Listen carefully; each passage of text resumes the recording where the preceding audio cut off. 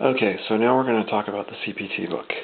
I want to go over kind of the general process of looking up a code, go through the general sections and layout of the CPT book itself, introduce you to supplemental text, teach you how to read descriptions, and then also tell you what the symbols mean. So first, just a general overview of the process. It's very much similar to the ICD-9 book. There's an index at the back of the book. Can always tell because it has these green bordered pages without tabs, and it's always at the back, where you look up the code. As most of you have noticed, it's not very consistent all the time, so you kind of have to know your abbreviations and just get familiar with where to look. After a while, you'll realize that sometimes it's easier just to go straight to the section and look it up there, because the other index where the codes are actually listed is very well laid out. Typically, it's organized by system and then by what you're doing, whether it's excision, repair, manipulation, or other procedures. And then within that is the specific codes. The general sections and the way that it's laid out is, if you look kind of cross-size at the book, you'll see that it's color-coded. The first section you run across is E&M codes. E&M codes are going to be like office visits, well exams, meeting somebody in the hospital, anytime a physician has time with a patient where they're interviewing and evaluating what they are. E&M is short for evaluation and management. So anytime that a provider is evaluating or managing the patient, you would use an E&M code. The next section, the big thick green one, is all surgeries. Now the surgeries are divided by major sections, and we'll go over those next quarter. The red tab is radiology, blue is pathology and lab. After that is the medicine section, which has some extra codes. After that is the Category 2 and Category 3 codes, followed by appendices. Okay, within a section, take surgery for example, you'll have these red headers. The red headers basically are usually by anatomy, by anatomical site. Then you'll have a blue subheading, and those blue subheadings are what are you doing to that site.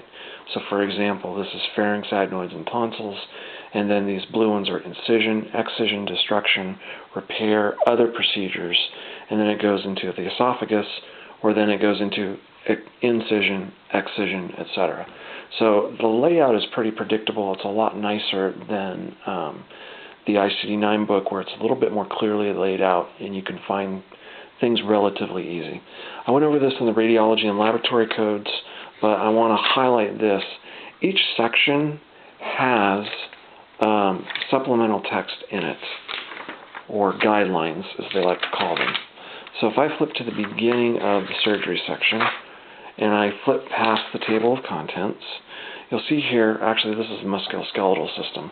These are guidelines for coding the musculoskeletal system. It tells you what open treatment, closed treatment means, what manipulation means.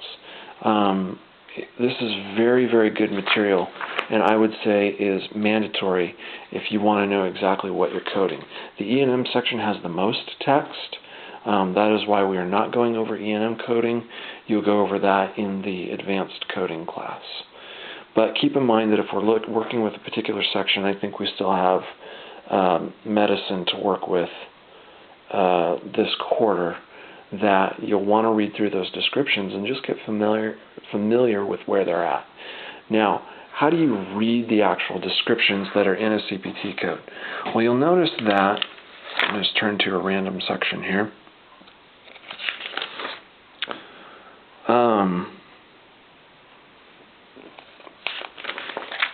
Something good.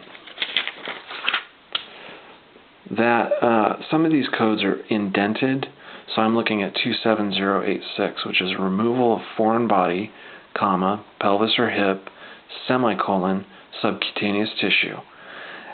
27087 just says deep, and in parentheses, subfascial or intramuscular. Okay, the way that you read these descriptions is that if you have removal of foreign body, pelvis or hip, semicolon, the semicolon tells you that that's the breaking point. So to read the full code for 27087, it would be removal of foreign body, comma, pelvis or hip. I stop at the semicolon and then continue down with the next code, deep, subfascial, or intramuscular. That is the official way to read it. If you have any questions on that, go ahead and give me an email. We can go over it in detail. I think just having some examples would be helpful with that. The last thing I want is, on every page down at the bottom, you'll notice that there are these symbols. Moderate sedation means that in order to use the code, the patient has to be in moderate sedation. The plus is an add-on code, which means you can't use it by itself. You have to use another code with it. I don't have an example on this page, but over in the E&M section at 99354 and 55, these are prolonged services codes. Cannot use these by themselves, and down here in parentheses it tells you what codes you can use them with. Add-on codes are very important to understand, so if you have questions, please let me know. FDA approval pending, rarely you'll use.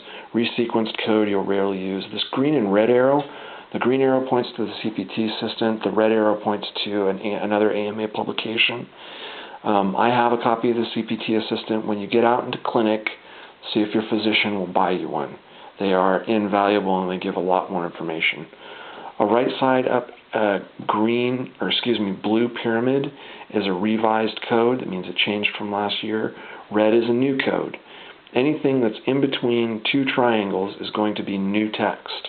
You'll also notice that all the text between it is green. That's the best way to identify it, is looking at the text color.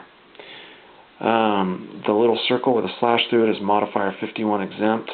Honestly, insurance companies don't even use modifier 51 anymore, so you probably will not run into that very much in practice.